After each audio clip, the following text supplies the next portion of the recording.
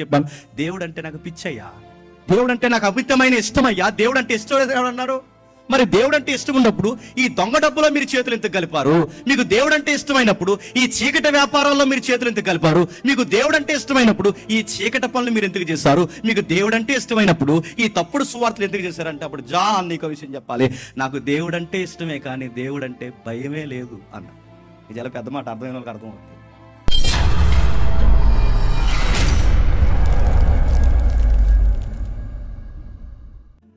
ఏడ్చాడు ఒకేసారి, నాలాంటి వాడిని కూడా మీలాంటి గొప్ప దైవజనులు చూడటానికి వస్తారా సార్ అని ఏడ్చాడు. ఏడుస్తూ ఏడుస్తూ బిల్లి గ్రహంగా వెళ్ళిపోయిన తర్వాత ఒక పుస్తకం రాశాడు, గాడ్ గ్రేస్. దేవుని కృప అంటే, దేవుని కృప అంటే దేవుడు ఈ రోజుకి నన్ను ప్రేమిస్తున్నాడడానికి గొప్ప తార్కాణం ఏంటంటే బిల్లి గ్రహం లాంటి సేవకుడిని దేవుడు నా దగ్గరికి పంపించాడు. గొప్ప పుస్తకాలు 5 సంవత్సరాలు రాశాడు. ఆయన ఒప్పుకున్నాడు నేను తప్పుడు సువార్త రాశానని, ఆయన ఒప్పుకున్నాడు దేవుని కృప గొప్పదని, ఆయన ఒప్పుకున్నాడు దేవుని కృప లేకపోతే నేను బ్రతకలేను. ఆ టైంలో ఒక ఆయన ఇంటర్వ్యూ చేశాడు ఆయన్ని, ఆయన పేరు జిమ్ సార్, మిమ్మల్ని ఒక విషయం అడగాలి. మీరు చాలా గొప్ప సేవ చేశారు, మీరు చేసిన పరిచర్య అనంతకాలంలోనే ఆకాశాన్ని అంటే అంత ఎత్తుకు మీరు తీసుకెళ్లారు. ఇంత దేవుడు హెచ్చించి, ఇంత ధనం ఇచ్చి, ఇంత పేరిస్తే ఆ దేవుడిని వదిలేసి లోకాన్ని ప్రేమించి డబ్బును ప్రేమించాలని మీకు ఎలా అనిపించింది సార్? మీకు దేవుడు అంటే ఇష్టం ఎలా తగ్గిపోయింది అని అడిగాడు. నా ప్రశ్న అర్థమవుతుందా? ధనమిచ్చిన దేవుడిని ఎందుకు మర్చిపోయారు? పేరిచ్చిన దేవుడిని ఎందుకు మర్చిపోయారు? ఇంత ఉన్నత స్థాయికి తీసుకెళ్ళిన ఆ దేవుడిని ఎందుకు మర్చిపోయారు? ఆ దేవుడిని ప్రేమించడంలో మీరు ఎందుకు వెనకడుగులేశారు సార్ అని అడిగితే, జాన్ నీకు విషయం చెప్పాను, నేను దేవుడిని ప్రేమించడం లేదని నీకు చెప్పానా? జాన్ నీకు విషయం చెప్పాలి, దేవుడు అంటే నాకు ఇష్టం లేదని నీకు చెప్పాను. దేవుడు అంటే నాకు పిచ్చయ్యా, దేవుడు అంటే నాకు అమితమైన ఇష్టమయ్యా, దేవుడు అంటే ఇష్టం అన్నారు. మరి దేవుడు అంటే ఇష్టం ఉన్నప్పుడు ఈ దొంగ డబ్బులో మీరు చేతులు ఎందుకు కలిపారు? మీకు దేవుడు అంటే ఇష్టమైనప్పుడు ఈ చీకటి వ్యాపారాల్లో మీరు చేతులు ఎందుకు కలిపారు? మీకు దేవుడు అంటే ఇష్టమైనప్పుడు ఈ చీకటి పనులు మీరు ఎందుకు చేశారు? మీకు దేవుడు అంటే ఇష్టమైనప్పుడు ఈ తప్పుడు సువార్తలు ఎందుకు చేశారంటే అప్పుడు జాన్ నీకు విషయం చెప్పాలి, నాకు దేవుడు అంటే ఇష్టమే కానీ దేవుడు అంటే భయమే లేదు అన్న. ఇది చాలా పెద్ద మాట, అర్థమైన వాళ్ళకి అర్థమవుతుంది. నాకు దేవుడు అంటే ఇష్టమే కానీ ఆయన అంటే భయమే లేదు. మనందరం ఆ తాలూకు కాదు చెప్పండి. మనకి జీసస్ అంటే ఇష్టమే, ప్రేయర్ అంటే ఇష్టమే, వాక్యాలు చదవడం అంటే ఇష్టమే, కానీ ఆయన అంటేనే భయం ఉండదు మనకి. పర్లేదులే అనుకుంటాం. మన భయము, నేను కంపేర్ చేస్తాను తప్పుగా అనుకోకండి, మనం ఎలాంటి వ్యక్తులు అంటే ఆయన రాశాడు దేవుని గురించి ఇంత గొప్పగా రాసిన ఆయన రాస్తూ అంటున్నాడు, ఐ వాజ్ రాంగ్ అనే బుక్ రాశాడు, గాడ్ గ్రేస్ అనే బుక్ రాశాడు. ఇంత రాసిన ఆయన మళ్ళీ 5 years తర్వాత బయటకు వచ్చిన తర్వాత యథాతథంగా మళ్ళీ అదే పనులు చేయడం స్టార్ట్ చేసి చివరికి నశించిపోయి లోకంలో కలిసిపోయాడు. అరే ఇన్ని మాట్లాడిన వాడు ఎలా అయిపోయాడంటే అదే అంటున్నాను, దేవుడు అంటే ఇష్టం ఉంటే సరిపోదు. బైబిల్ నొక్కి సామెతలు చెప్పేది అదే, దేవుడు అంటే నీకే ఇష్టం కాదు, అన్నిటి కూడా ఇష్టం. యేసుప్రభువు అంటే దేవుడు అంటే నీకే కాదు, లోకంలో ఉన్న చాలా మంది వ్యక్తులు కూడా దేవుడు అంటే ఇష్టమే, కానీ ఇష్టం కాదు అయ్యా, దేవుడు అంటే భయం ఉండాలి. ఆ భయం లేకపోతే నైతికత మనకు రాదు. మేము చర్చికి వెళ్తామండి అంటే చర్చికి నడుతున్నాం, ట్రెడిషనల్గా వస్తున్నాం, ఆచార సాంప్రదాయంగా వస్తున్నాం. నీ క్రిస్టియన్ మీటింగ్స్కి వెళ్తామండి అంటే నువ్వు ఆచార సాంప్రదాయంగా వస్తున్నావు. నీకు భయం ఉందా? దేవుడు అంటే భయం ఉంటే మన మాట బాగుంటుంది, దేవుడు అంటే భయం ఉంటే అడుగుతాను మన తీరు బాగుంటుంది. దేవుడు అంటే భయం ఉంటే మన బ్రతుకులో అడుగడుగున ఎథిక్స్ వద్దంటే కొట్టొచ్చినట్టు కనబడతాయి. ఒక ట్రాఫిక్ పోలీసుని రోడ్డు మీద మనం చూస్తే భయపడే భయంలో ఒక 1% భయం నీకు దేవుని కోసం ఉందా? ప్రశ్నించుకోండి. రాత్రి ఒక పోలీసు చూస్తే బండి తోలుతున్నప్పుడు నీకు ఎంత భయం? ఈదులోకి కాకి డ్రెస్ వేసుకుని పోలీసులు 4-3 అడావుడిగా తిరిగితే నీకు దడచ్చద్దు, ఈదులో ఏం జరిగిందిరా అని. పోలీసులు అడావుడిగా తిరిగి నీ ఇంటి వైపు అటు చిట్టెక్కి నీ మెట్టు ఎక్కి దిగి మళ్ళీ అటు పక్కింటికి వెళ్ళిపోయారు, నీకు ఎంత కంగారైపోతాడు? పోలీసుడికి భయపడే భయంలో అయ్యో వంతు, ఒక్క వంతు నడుగుతున్నాం, ఒక్క వంతు. దేవునికి మనం భయపడతామా? నేరం చేస్తే పోలీసుడు వస్తాడని భయం, లైసెన్స్ లేకపోతే పోలీసుడు వస్తాడని భయం. నేను అడుగుతున్నాను, లైఫ్లో నేరాలు చేస్తే, తప్పులు చేస్తే దేవుడు ఇన్వాల్వ్ అవుతాడన్న భయం మనకుందా? అందుకే సామెత గ్రంథం అంటుంది, భయం లేనివాడు నీతిగా ఎలా బ్రతకాలో వాడికి ఎప్పటికీ తెలియదు.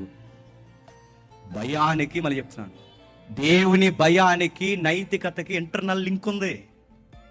చాలా మంది ఏమంటారంటే రే ప్రార్థనలు ఏంట్రా, చాలా మంది ఏమంటారంటే బైబుల్ ఏంట్రా, రే చాలా మంది ఎంత చదివి మోకాలు ప్రార్థనలు ఏంటంటారు. అలా అలాగే అంటారు, అలా ఆవారా బ్యాచ్ అలా అలాగే అంటారు. వాళ్ళు మనం అడుగుతున్న వాళ్ళ చెప్పిన సామెతలు మీరు వినకండి, వారి మాట్లాడుతున్న మాటలు వినకండి. మీ రూమ్మేట్సో, మీ క్లాస్మేట్సో, లేదా మీ ఫేస్బుక్కో, మీ వాట్సాప్పో, మీ ఇన్స్టాగ్రామ్ ఫ్రెండ్సో, ఏ సర్కిల్ ఉందో నాకు తెలియదు, కానీ మీరు ప్రేయర్ అంటే మిమ్మల్ని ఎట్టకారం చేస్తారు. ఇంత చదివి ఈ రోజుల్లో కూడా ప్రార్థనలు ఏంటంటే మరి ఏం చేయాలరా? రీల్స్ చూడాలా? మరి ఏం చేయాలి? భయపడకూడదు, ఒక భయం ఉండకూడదు, ఒక వాక్యం ఉండకూడదు. వీళ్ళు చెప్పేది చూడండి, లేనిపోని విషయం చెప్తారు. బైబిల్లో నీతికి పడి బతికిన వారు ఎందుకు బతికారంటే బైబిల్లో అడుగడుగు ఉంది, భయం భయం భయం భయం. ఆదాము పాపం చేసినప్పుడు దాక్కున్నాడట లోపల, ఏమి? భయం. పాపం చేస్తేనే కాదు భయపడవలసిందే, పాపం చేయకపోయినా దేవుడికి భయపడాలి. యేసుక్రీస్తు వారు ఏ పాపం చేసిన భూమి మీద శరీరధారి ఉన్న దినంలో దేవుని యందు భయము భక్తి కలిగి ఆయన కన్నీటితో ఉన్న దినముల్లో మహారోదన వేదన కలిగించని అడుగుతున్నాను. ఆదాము తప్పు చేసి భయపడ్డాడంటే అర్థం ఉంది.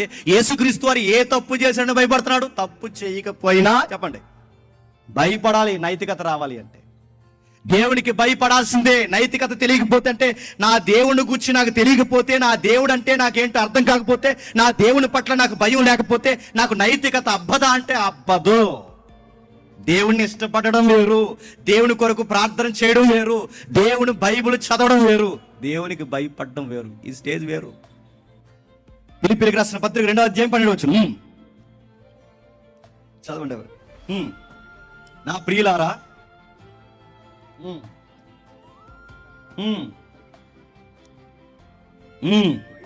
భయముతోను వణుకుతోను మీ సొంత రక్షణను కొనసాగించండి. ఏంటట?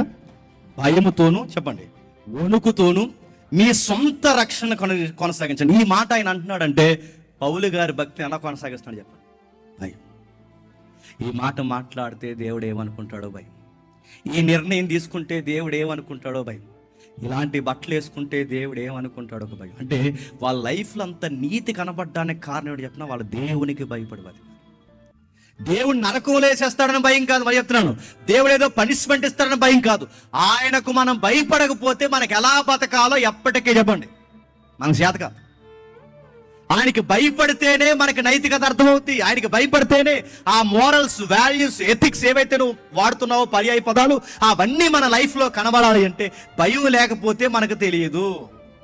బౌండరీస్ మనం మెయింటైన్ చేయకపోతే తెలియదు. అవి ఎలా తెలుస్తాయంటే పౌలు గారు అంటున్నారు, ఆయనను తెలుసుకున్నాను గంట. ఆయన తెలుసుకుంటే దేవుడిని మనం తెలుసుకోవాలి. ఆయన తెలుసుకోకపోతే ఆయనకి ఎలా భయపడాలో తెలియదు.